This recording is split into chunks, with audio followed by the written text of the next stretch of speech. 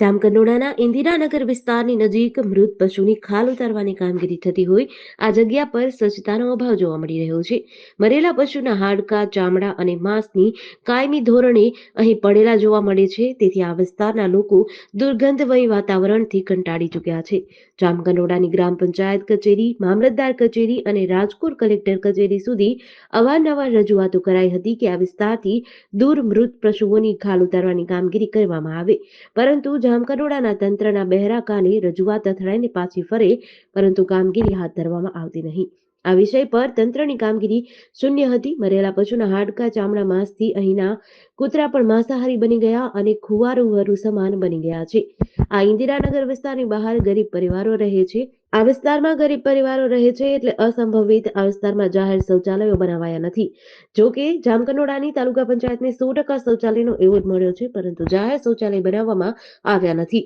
આ વિસ્તારમાં જાહેર શૌચાલય ન હોવાથી લોકોને ફરજિયાત શૌચક્રિયા કરવા ખુલ્લી જગ્યામાં જવું પડે છે, જેનો ભોગ જામકંડોળાના માસૂમ બાળકો બને, જેના પગલે આ વિસ્તારના લોકોએ તાત્કાલિક મૃત પશુઓની ખાલ ઉતારવાની કામગીરી અન્ય જગ્યાએ ફાળવવાની માંગ કરી છે.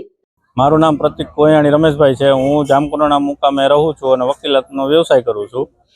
અહીં તારીખ 24/12/2024 રોજ એક બનાવ બની ગયેલ કે 7 વર્ષના માસૂમ બાળકને કૂતરાઓએ બટકા ભરી અને પીખી નાખેલ હોય, જે બાળક મરણ ગયેલ છે. જેના પરિવારને સરકારશ્રી તરફથી યોગ્ય વળતર સહાય ચૂકવવામાં આવે અને આ બનાવનું મૂળ જે છે એ મૃત પશુની ખાલ ઉતારવાની કામગીરી આ જગ્યાએ ચાલતી હોય. જે મૃત પશુના ખાલ ઉતારવાની કામગીરીને કારણે માંસ મટન ખાઈ અને કૂતરાઓ એકદમ શિકારી બન્યા હોય, જેનો ખૂબ જ ત્રાસ હોય. આ બાબતની અમે સને 2022થી આજની તારીખ સુધીમાં જામકંડોળા તથા સરકારી તંત્રને 6 વખત અરજીઓ કરવામાં આવેલ છે. તેમજ આ બનાવ બાબતે સરકારશ્રીએ અમારી અરજીનો આજ દિન સુધી કોઈ કાર્યવાહી કરેલ નથી કે કોઈ જવાબ આપેલ નથી. જેથી અમારી સરકારશ્રીને નમ્ર વિનંતી છે કે આ બાળકને ન્યાય મળે, બાળકને સરકાર યોગ્ય વળતર આપે અને આ જે મૂળ ઘટના છે એનો જગ્યા સરકારશ્રી અન્યથી ગમે ત્યાં ફેરવવામાં આવે એવી નમ્ર અપીલ. ભરતભાઈ હસરતભાઈ કોયાણી. ઘટનામાં જે ઢોર આપણે ગામને નજીક નાખે છે ને, જે મરી ગયેલા પશુ, એટલે એને યોગ્ય વળતર, છોકરો જે નાનો છોકરો ત્યાં આજુબાજુ રમતા હોય એને કૂતરા મરી ગયો હોય બટકા ભરીને, એટલે એને યોગ્ય વળતર મળવું જોઈએ. અને બીજે ગમે ત્યાં વ્યવસ્થા સરકાર બીજે ઢોર મરી ગયા અને બીજે કઈ વ્યવસ્થા કરવી જોઈએ ગામથી દૂર, એવી અમારી નમ્ર અપીલ છે. અને છોકરાને યોગ્ય પૈસાનું વળતર સરકાર આપે એવી અમારી નમ્ર અપીલ. શું હતું સાહેબ, કાલે અમારા એક છોકરો હતો, 3 છોકરા હતા, એમાં એક છોકરો 2 છોકરા ભાગી છૂટ્યા અને એક છોકરો જલાઈ ગયો, એક છોકરો હમુરો મરી જ ગયો. ગરીબ માણસ છે સાહેબ.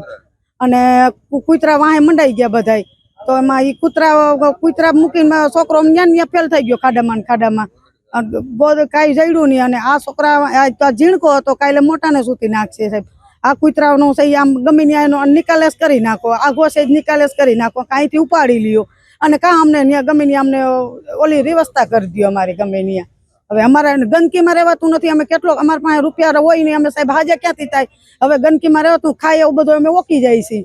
અમે ગરીબ માણસ, અમે 500 રૂપિયાની 200 રૂપિયાની મજૂરી કરે, અમે 100 રૂપિયા દવાના આવીએ જાય, 100 રૂપિયા અમારા ઘરમાં વધે, અમે શું કરી સાહેબ? અમે ગરીબ માણસ. તમારા મોટા માણસનો ન્યાય થાય, અમારા નાના માણસનો ન્યાય ન થાય? અમારે નાના માણસનો ન્યાય તો કરવો પડે ને તમારે સાહેબ.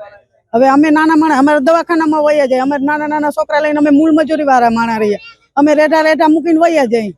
અમારે ગમે ત્યાં જવું તો કરીને તો અમને આનો ન્યાય આપો. ન્યાય ના આપો તો સુધી અમે અહીંયા તપસા કરશું. GDC ન્યૂઝ સાથે વિપુલ ધામેચા, ધોરાજી.